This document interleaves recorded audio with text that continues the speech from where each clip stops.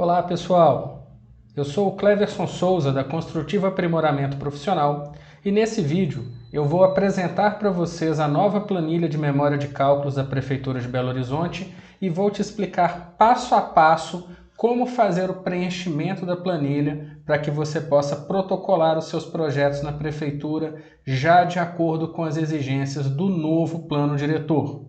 Então, se você é novo aqui no canal da Construtiva, já deixa seu like nesse vídeo e se você não é inscrito no canal, inscreva-se e ativa o sininho para você ficar por dentro de todas as novidades que a gente posta por aqui. Tem muito conteúdo legal para a gente colocar e trocar informações com você da área da construção civil, do setor de projetos, seja de engenharia ou seja de arquitetura.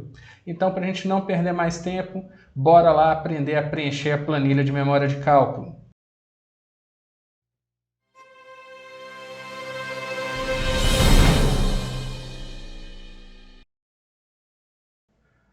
Bom, o primeiro passo para você fazer o preenchimento da planilha de memória de cálculo, obviamente, é pegar a última versão dessa planilha disponibilizada pela Prefeitura de Belo Horizonte. Para fazer isso, nós vamos acessar o portal de serviços da Prefeitura, que é esse site onde você tem acesso a todos os serviços prestados no município. Então aqui você vai encontrar não apenas questões relacionadas à aprovação e regularização de edificações, como a todas as outras atividades que envolvam a Prefeitura. Para você localizar a sua planilha mais facilmente na hora que você for fazer o download, o que eu recomendo? Use aqui a barrinha de buscas. Vem aqui e digita, por exemplo, aprovação, pode ser regularização também, não tem problema.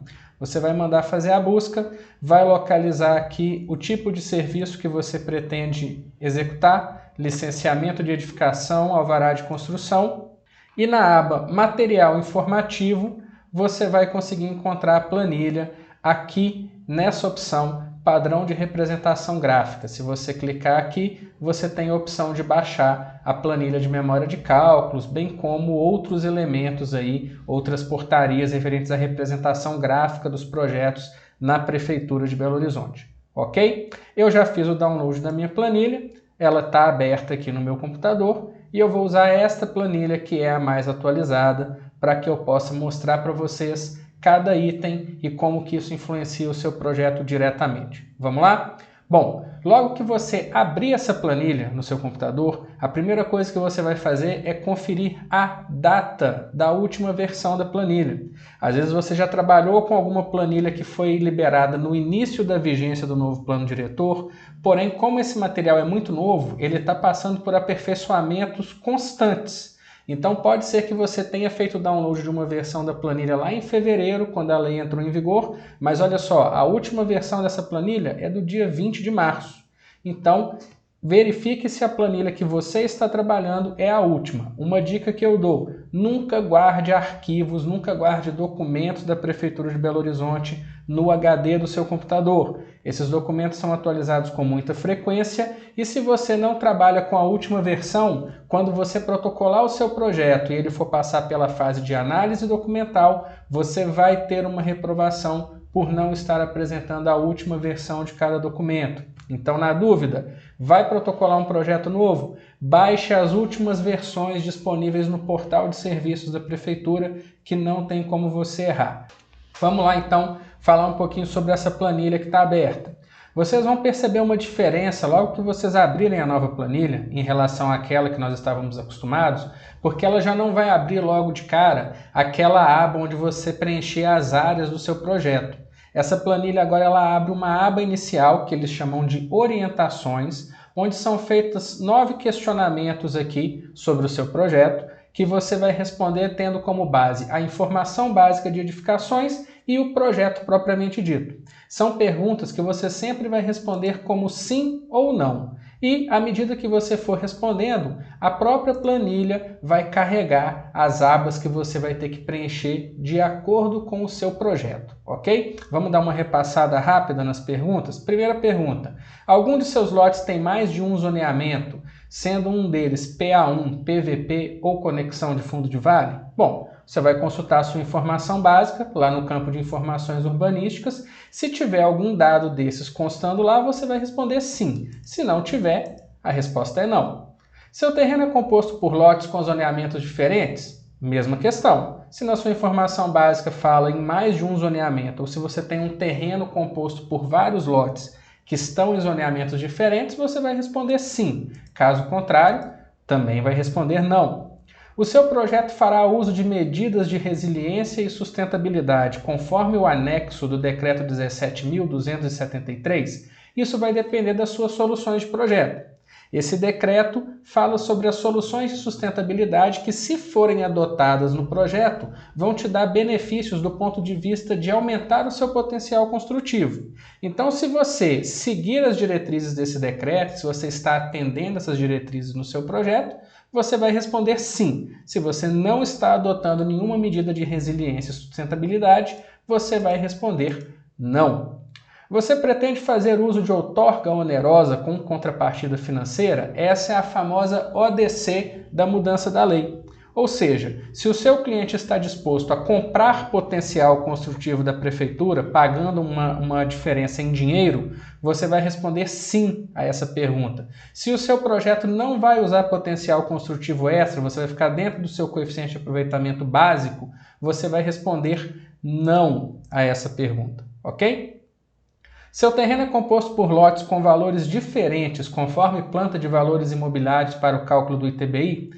Você vai consultar o valor do seu terreno segundo a planta de valores do ITBI. Existe um site próprio para isso, nós vamos deixar o link aqui na descrição desse vídeo, ok? E aí você vai fazer a consulta. Se você tem um terreno que é formado por vários lotes e os valores deles, segundo a planta do ITBI, são diferentes entre si, você vai responder sim para essa pergunta. Se você só tem um lote, ou se os lotes que compõem o seu terreno todos têm o mesmo valor para o cálculo do ITBI, você vai responder não para essa pergunta, ok? Alguma parte da sua edificação tem previsão de suspensão do pagamento de ODC, conforme o parágrafo 2º do artigo 13 da Lei 11.216 de 2020? O que esse parágrafo fala? Que alguns tipos de edificações estão isentas do pagamento da ODC, normalmente edificações relacionadas à área da saúde, educação ou serviços públicos. Então, se a sua edificação se enquadra em alguma dessas edificações que estão citadas aqui no parágrafo 2º, você vai responder sim a essa pergunta. Se a sua edificação não se encaixa na lista de edificações do parágrafo 2º do artigo 13º, você vai responder não a essa pergunta. Você está percebendo que eu estou respondendo não a tudo, né? É porque eu quero carregar a versão mais básica da planilha para te explicar primeiro. Depois, num segundo momento desse vídeo, nós vamos mostrar o que acontece quando nós respondemos sim a essas perguntas, ok? Mas por enquanto vamos de não.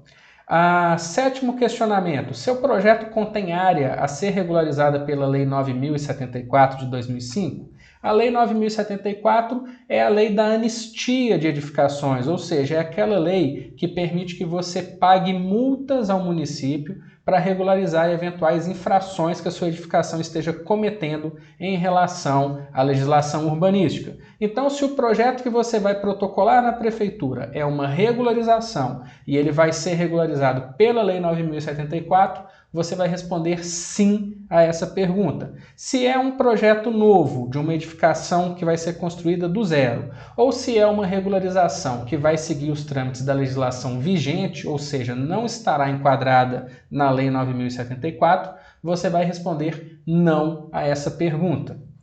Seu projeto corresponde a uma edificação horizontal, conforme a tabela 10 do anexo 12 da Lei 11.181 de 2019? Essa tabela 10 define para a gente o que são as edificações horizontais. De acordo com essa tabela, as edificações horizontais são aquelas que têm uma altura máxima de 8 metros em relação a qualquer ponto do terreno natural. Se a sua edificação atende a esse requisito, você pode se enquadrar com os parâmetros urbanísticos que esta tabela prevê.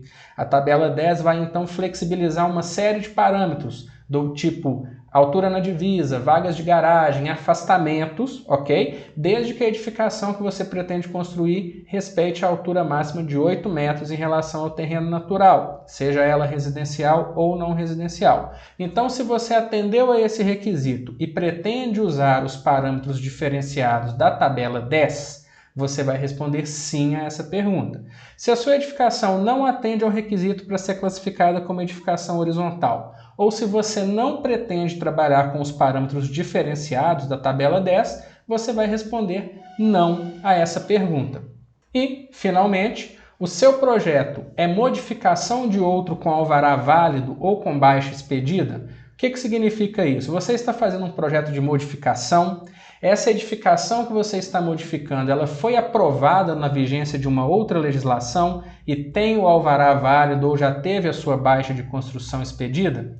Se a resposta a essas perguntas for sim, você vai responder aqui embaixo também sim. Agora, se você estiver falando de uma regularização ou se você estiver falando de um projeto novo, um projeto inicial, você vai responder não a essas perguntas, ok? Fazendo isso, você vai perceber que vai abrir uma nova abinha aqui do lado que não existia até então, uma aba que tem o nome de áreas, e é efetivamente nesta aba que nós vamos informar todas as áreas do nosso projeto.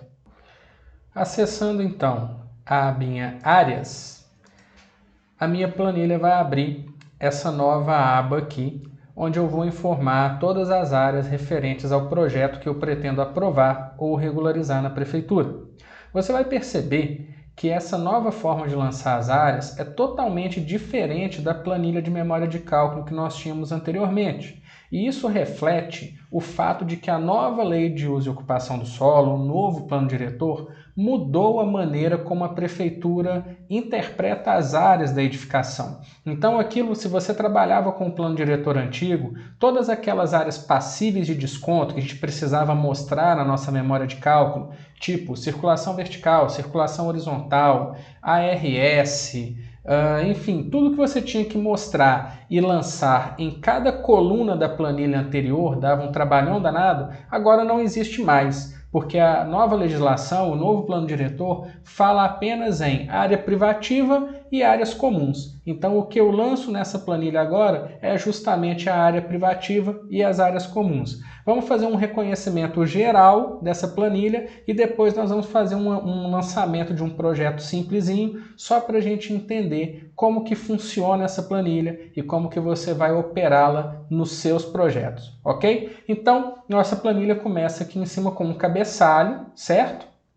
Onde eu vou informar os dados referentes aos parâmetros urbanísticos que vão ser usados para poder fazer a aprovação do meu projeto. Lembrando sempre do seguinte, pessoal, essa planilha você só preenche os campos que estão ressaltados em amarelo. Os campos brancos eles são congelados, eles são travados, você não consegue alterar e a planilha faz os cálculos e mostra os valores que tem que aparecer em cada um deles. Você não precisa se preocupar com as células que estão ressaltadas de branco, ok? Então, os parâmetros urbanísticos aqui, o que eu preciso informar para preencher esse projeto? A área do terreno, de acordo com a minha informação básica, o coeficiente básico de transição, também de acordo com a minha informação básica, o coeficiente de aproveitamento máximo ou o coeficiente de aproveitamento da centralidade, eu vou consultar isso lá no anexo 12 da Lei 11.181, de acordo com cada zoneamento, ok? E a previsão, a área da previsão de recuo de alinhamento. Então, se na minha informação básica fala em largura final de via, significa que existe uma previsão de alargamento daquela via e eu preciso lançar aí nesse campo quantos metros quadrados do meu terreno que vão ser gastos para o alargamento dessa via, ok? Então, descendo aqui, você vai perceber que eu tenho outra linha de informações, mas que elas estão travadas para edição. Estão vendo que elas estão com as células branquinhas? Por quê? Porque de acordo com o que eu respondi naquela abinha orientações, nessa aba aqui, é que ele vai liberar o preenchimento de algumas células ou não. Como eu respondi tudo não, então é como se eu estivesse fazendo um projeto básico, simples para a prefeitura, que não tem nenhuma situação especial, eu não preciso preencher nenhum desses outros dados aqui. Agora, de acordo com o que eu responder lá, pode ser que ele abra para mim a área do terreno considerando o conjunto de lotes, o CA de transição ponderado, o CA máximo ponderado e assim por diante, ok? Isso vai variar de acordo com o que você preencheu a aba Orientações. Então, uma vez que eu tenha preenchido o cabeçalho da minha planilha, logo abaixo eu tenho o quadro de áreas, onde eu vou lançar os blocos da minha edificação, os níveis. A nova legislação não fala mais em pavimentos, fala-se em níveis. Então eu tenho subsolo e níveis, nível 1, nível 2, nível 3, nível 4. Eu vou lançando aqui da mesma forma que a gente fazia na legislação anterior, ok?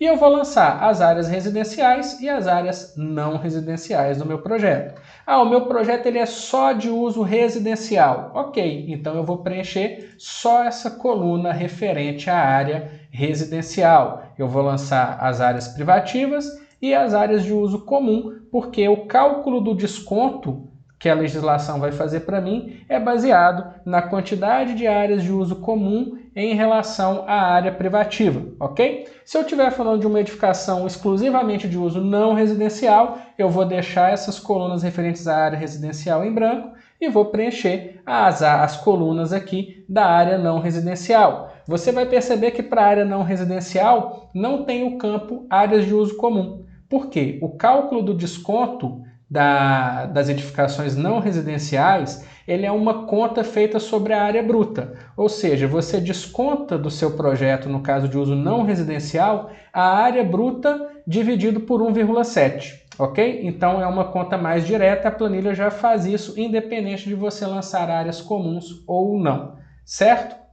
Aqui do lado, nós vamos ter áreas que não são computadas para o cálculo da área líquida, que são os benefícios urbanísticos. Os benefícios urbanísticos são soluções de projeto que são previstas em lei e que vão me dar potencial construtivo extra se elas forem adotadas no meu projeto. Então, se eu fui lá e adotei soluções de gentileza urbana, soluções de benefícios urbanísticos nos termos da legislação, eu vou mostrar aqui nessas colunas a área que eu estou usando para poder atender a essas soluções e eu vou ganhar essas áreas como potencial construtivo extra para o meu projeto, ok? É uma planilha que ela já vem com 30 linhas habilitadas para preenchimento. Você tem mais linhas que estão ocultas aqui, ó, se você perceber, da linha número 30 ele pula para 138, significa que tem células ocultas aqui dentro que você pode abrir para você ter mais pavimentos para preencher, ok? É só você selecionar aqui e clicar em reexibir,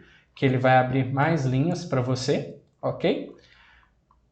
E aí eu faço a minha memória de cálculo e trago as áreas da memória de cálculo para cá, diretamente. Nós vamos ver isso aí passo a passo daqui a pouquinho. Aqui embaixo, nós vamos ter os dados do projeto para o meu preenchimento, projeção da área construída, número de unidades residenciais e não residenciais, número de vagas de veículos leves e carga e descarga, área permeável em terreno natural, áreas de jardim drenante e telhado verde, ok? Volume da caixa de captação de águas pluviais, que agora a nova lei chama de caixa de detenção, nós vamos falar sobre isso daqui a pouquinho também. A planilha já calcula esse volume para mim. E aqui os instrumentos para superação do coeficiente de aproveitamento. Então eu tenho aqui as soluções de gentileza urbana, que são 3, área permeável no afastamento frontal, área permeável coincidente com vegetação relevante e área de fruição pública. Se você leu lá no texto da lei, se você já acompanhou os outros vídeos aqui no canal da Construtiva, você sabe que as soluções de gentileza urbana te dão 1 metro quadrado de potencial construtivo para cada metro quadrado de solução que você previr no seu projeto. Então, se eu previ lá no meu afastamento frontal 100 metros quadrados de área permeável, eu lanço esses 100 metros quadrados aqui e automaticamente a planilha vai computar esse acréscimo no meu potencial construtivo. Ok? Além das soluções de gentileza urbana, nós temos aqui as áreas por BPH, que é o benefício por produção de unidades habitacionais, e as áreas adquiridas por TDC, transferência do direito de construir. Então, se o seu cliente tem coeficiente em função de BPH, você vai lançar nesse campo. Se o seu cliente comprou área de um terceiro e transferiu para esse terreno, você vai lançar nesse campo. Você vai perceber que a área a ser adquirida por meio de ODC, ou seja, a área adquirida por contrapartida financeira, é uma célula em branco. Por que ela é uma célula em branco? Porque automaticamente o que a planilha vai fazer? Depois que você lançou todas as áreas do seu projeto, depois que você lançou todas as soluções de gentileza urbana e as áreas adquiridas, a própria planilha vai verificar se você está extrapolando o coeficiente de aproveitamento possível e aí ela já vai calcular para você a outorga onerosa que você vai ter que pagar para poder extrapolar esse coeficiente. Se, quando você preencher a planilha, lançando aqui as soluções de gentileza urbana, os benefícios urbanísticos e as outras áreas adquiridas, você conseguir resolver o seu projeto sem precisar da outorga onerosa, essa célulazinha vai continuar zerada e você não vai precisar pagar nada para a Prefeitura de Belo Horizonte, ok? Aqui embaixo nós temos um resumo dos parâmetros urbanísticos. Se você já trabalhou com a planilha anterior, você vai se lembrar que existia um quadrinho, né, cinza embaixo, onde você tinha o resumo do preenchimento da tabela também, que você utilizava para fazer o preenchimento do selo do projeto e o preenchimento do portal de edificações. Essa parte dos parâmetros urbanísticos aqui é exatamente a mesma coisa.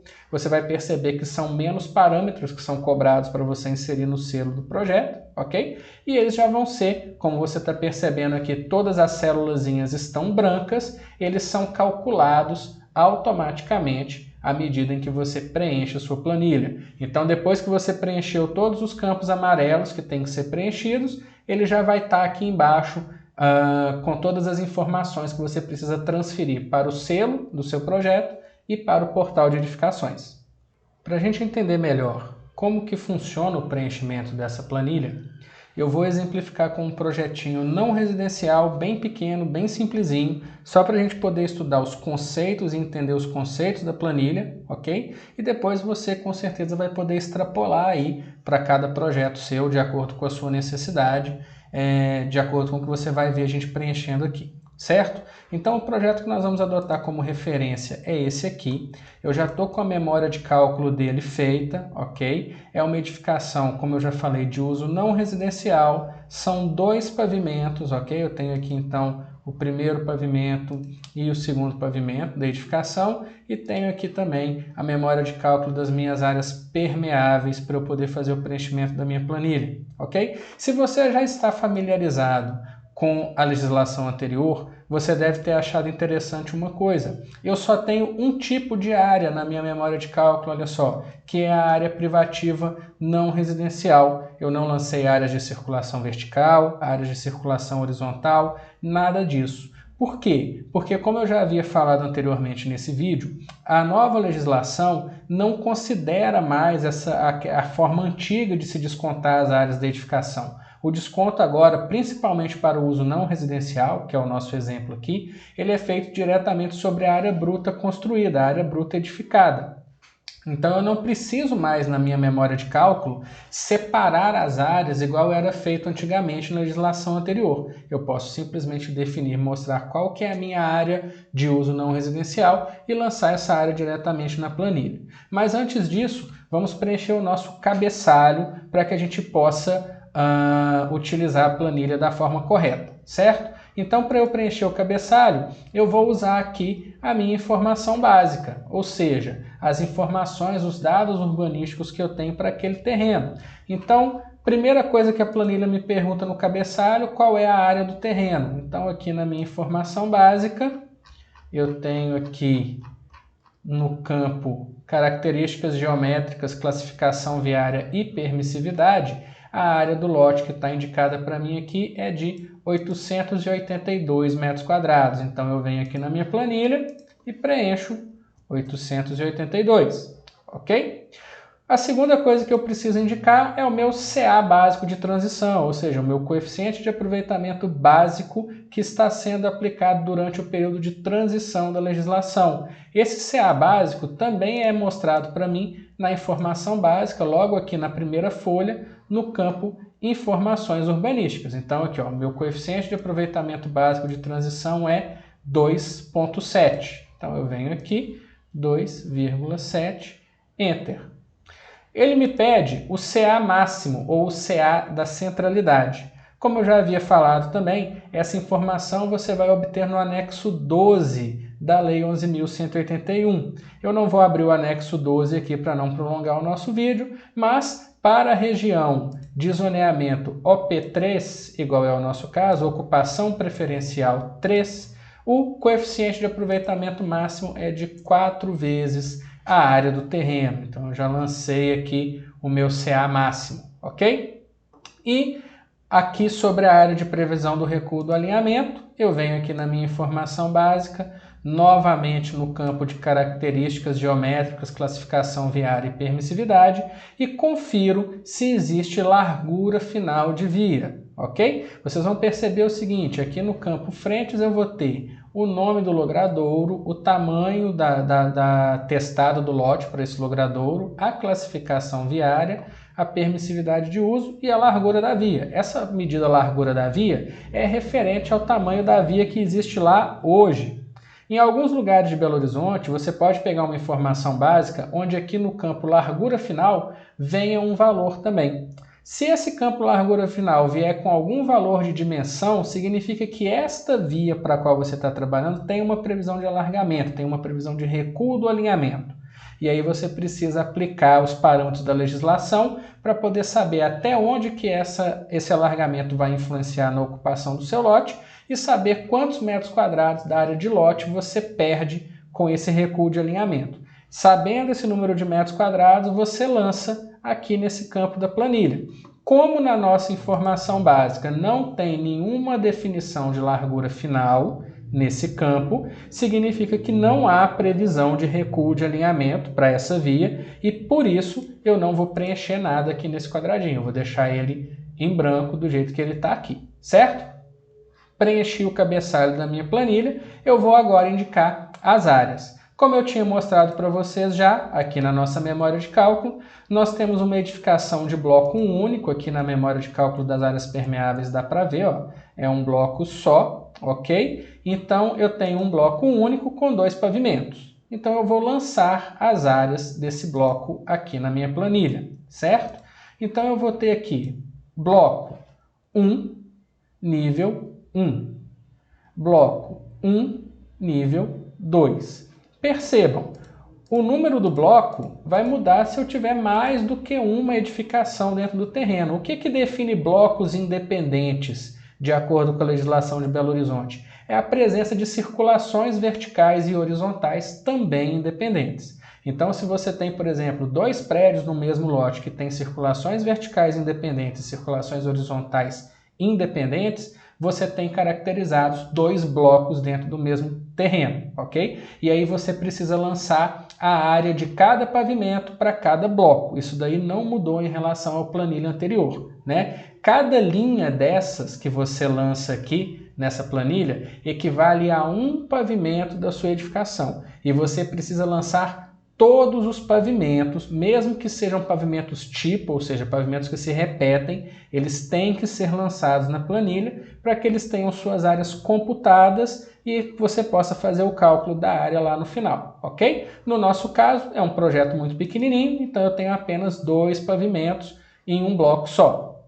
O primeiro pavimento, se você fizer o cálculo dos polígonos que foram indicados aqui, você vai chegar a uma área privativa não residencial de 220,29 metros. Então, como eu estou falando de uso não residencial, eu ignoro essas 2 colunas, ok? E eu já vou lançar aqui na área não residencial a área construída, área bruta, entre parênteses aqui, 220,29 metros quadrados. Ok? Aqui do lado a planilha me pergunta o seguinte, área adicional resultante do fator multiplicador de pé direito. O que significa isso? Se eu tiver pé direito duplo, pé direito com mais de 4,5 metros de altura, a área daquele pavimento que tem esse pé direito maior do que 4,5 computa 2 vezes na hora de fazer o cálculo de área. Então, nesse caso, não é a situação aqui do nosso projeto, mas se o meu pé direito aqui desse pavimento fosse superior a 4,5 metros, eu repetiria essa área aqui do lado, porque para efeito da área líquida da minha edificação, ela computaria 2 vezes, ok? Porém, não é o nosso caso, então eu vou deixar preenchido só a primeira coluna, certo? E no segundo pavimento, eu tenho aqui uma área privativa não residencial de 154,23 metros quadrados. Então, bloco 1, pavimento 2, 154,23 metros. Para esse projeto especificamente, não existem áreas de benefícios urbanísticos, então eu vou deixar isso tudo em branco. Como eu só tenho 2 pavimentos, eu já lancei todas as áreas do meu projeto. Eu não preciso preencher essas linhas que estão aqui para baixo mais. Mas muito cuidado, você não vai deletar essas linhas, você não vai fazer nada com elas. Você vai deixar elas aí em branco do jeito que elas estão, ok? A pessoa que vai pegar a sua planilha para poder interpretar lá dentro da prefeitura já vai entender que se essas linhas não foram preenchidas é porque não existem pavimentos que vão gastar a área aí para ser lançado, certo? Então, de maneira geral, aqui eu já lancei todas as áreas do meu projeto. Eu passo para essa segunda parte aqui embaixo, onde eu vou informar para a planilha a projeção da área construída em metros quadrados. Vai ser o tamanho do meu maior pavimento, nesse caso aqui. Então, 220,29 metros quadrados, ok? Número de unidades residenciais, 0, porque o meu uso aqui é simplesmente não residencial. Número de unidades não residenciais, 1. Número de vagas de veículos leves. Aqui dá para a gente ver, na memória de cálculo da área permeável, a gente vê que nós temos 1, 2, 3, 4, 5, 6, 7, 8 vagas para veículos leves. Então, eu venho aqui e indico 8 vagas para veículos leves. Vagas de carga e descarga eu não tenho, então eu deixo 0, ok? Vamos aqui para o lado. Área permeável em terreno natural, vegetada e arborizada. Isso aqui é interessante de você prestar atenção. Olha só, quando eu lancei a área do meu terreno aqui em cima, 882 metros quadrados, a planilha já calculou para mim qual deve ser o tamanho da minha caixa de detenção. A caixa de detenção é semelhante à caixa de captação de águas pluviais que a gente tinha na legislação anterior. A diferença é que na legislação anterior eu só precisava usar a caixa de captação de águas pluviais caso eu não atingisse a taxa de permeabilidade mínima sobre terreno natural que a legislação me exigia, ok? Então, se eu tinha que ter, sei lá, 72 metros quadrados de área permeável no meu terreno e eu conseguia colocar só 30 metros quadrados, eu fazia uma caixa de captação de águas pluviais equivalente à área de 42 metros que eu deixei de atender. Isso era a legislação anterior, Lei 9959 de 2010, ok? No novo plano diretor, isso mudou. No novo plano diretor, você agora é obrigado a garantir a taxa de permeabilidade sobre terreno natural, ou seja, gramada, descoberta, do jeito que a legislação define. E, além dessa taxa, você precisa prever uma caixa de detenção, que passou a se chamar agora caixa de detenção, que seria equivalente à área de terreno que você está impermeabilizando, entendeu? Então, imagina assim, se você tem um lote de 1.000 metros quadrados e você tem que ter 20% de taxa de permeabilidade, você obrigatoriamente tem que ter 200 metros quadrados de área permeável sobre terreno natural, ok? Você não tem como fugir disso. Mas além desses 200 metros quadrados que você tem que deixar sobre o terreno natural, você tem que fazer uma caixa de detenção que vai compensar os outros 800 metros quadrados que você deixou de atender, que deixaram de ser permeáveis, porque você construiu ali e você ocupou aquele pedaço do terreno. Ou seja, na prática, o que a prefeitura quer? Ela quer manter todos os terrenos como se eles fossem vagos, sem nenhum tipo de construção. Então você está garantindo 20% da permeabilidade sobre o terreno natural e o restante da permeabilidade que aquela área teria está sendo atendida pela caixa de detenção. Então, quando você lança a área do seu terreno aqui, 882 metros quadrados, a planilha de cálculo de área já te fala, para 882 metros quadrados de terreno, eu tenho que ter uma caixa de detenção de 14,3 metros cúbicos, ou seja, esse é o tamanho da caixa de detenção equivalente ao volume de água que esse terreno infiltra durante um período de chuva, ok? A própria planilha já faz esse cálculo para você. Mas você vai perceber o seguinte, olha só, a área permeável que eu tenho aqui nesse terreno é de 213,68 metros quadrados. Então eu venho aqui e lanço 213,68. Olha só, o volume de caixa de detenção que eu preciso ter reduziu. Por que ele reduziu? Porque eu já atendi essa área, né, 213,68 metros quadrados, eu já estou atendendo utilizando a drenagem sobre terreno natural. Se eu ainda uso as opções aqui embaixo de jardim drenante ou de telhado verde, eu consigo reduzir ainda mais o volume dessa caixa. Só a título de curiosidade, digamos que nesse projeto eu tivesse aqui mais 100 metros quadrados de telhado verde. Olha lá, a minha caixa de detenção, que era 14 metros cúbicos, já caiu para 8, ou seja, quase metade. Isso significa o quê? Que você, responsável técnico, precisa também saber trabalhar com as áreas permeáveis do seu terreno para que você não precise colocar uma caixa de drenagem, uma caixa de detenção gigantesca no seu lote para poder fazer captação de água pluvial. Pensa, 14 metros cúbicos são 14 mil litros de água. É uma caixa gigantesca, uma obra de engenharia para você conter água de chuva. Então, quanto melhor você conseguir solucionar a questão da drenagem do seu terreno, menor vai ser a caixa de detenção que você vai precisar construir. Dá para zerar a caixa de detenção? Não, mas você consegue, trabalhando aí com as áreas permeáveis sobre terreno natural e os dispositivos de drenagem, você consegue aí melhorar bastante o tamanho da caixa de detenção que você tem que prever no seu projeto. Então fique atento a isso, porque essas caixas de detenção podem ser um diferencial entre você viabilizar uma edificação ou não, ok? Como a gente está lançando as áreas do nosso projeto e eu não tenho telhado verde, eu vou deixar essa parte aqui em branco, ok?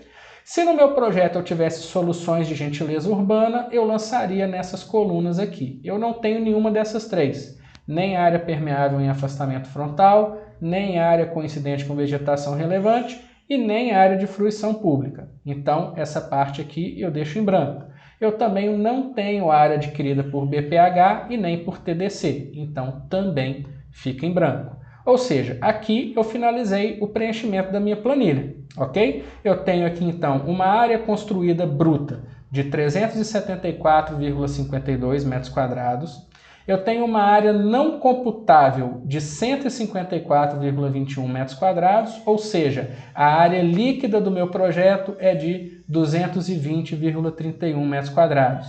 O meu coeficiente de aproveitamento é 0,25, a minha taxa de ocupação é de 25%, a minha taxa de permeabilidade é de 24% e eu não tenho cota de terreno por unidade porque eu estou falando do uso não residencial. Então, dessa maneira, eu pego estas informações que constam aqui nos parâmetros urbanísticos resultantes e vou preencher o selo do meu projeto, aquele selo da primeira prancha, e vou usar para preencher também o portal de edificações na hora que eu for lançar o meu projeto, na hora que eu for fazer o protocolo do meu projeto junto à prefeitura. Ok?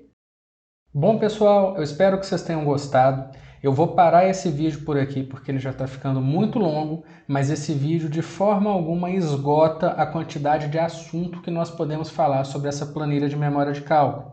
Então agora eu vou passar a bola para você.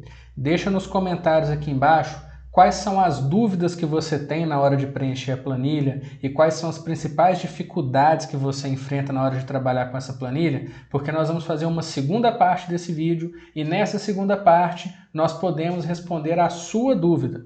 Então interage com a gente nos comentários aqui, indique esse vídeo para os seus amigos. Se você ainda não curtiu, deixa sua curtida aqui embaixo, porque para a gente isso é muito importante. Quanto mais pessoas curtem o nosso vídeo, ele vai para mais pessoas, a gente consegue espalhar mais a informação e atingir um número maior de pessoas que podem se beneficiar com essas informações. Então, se o vídeo foi útil para você, se você achou que ele te ajudou a esclarecer alguma coisa relacionada com o preenchimento da planilha, deixa seu like, que para a gente é muito importante, indica para os seus amigos, compartilha nos seus grupos de WhatsApp, para que as pessoas também venham aqui e deixa sua pergunta, deixa seu comentário aqui embaixo, porque vai ter uma segunda parte desse vídeo onde nós vamos explorar o que acontece quando você responde sim àquelas perguntas da guia Orientações. Ok? Eu vou ficando por aqui, um grande abraço e vem ser expert com a gente.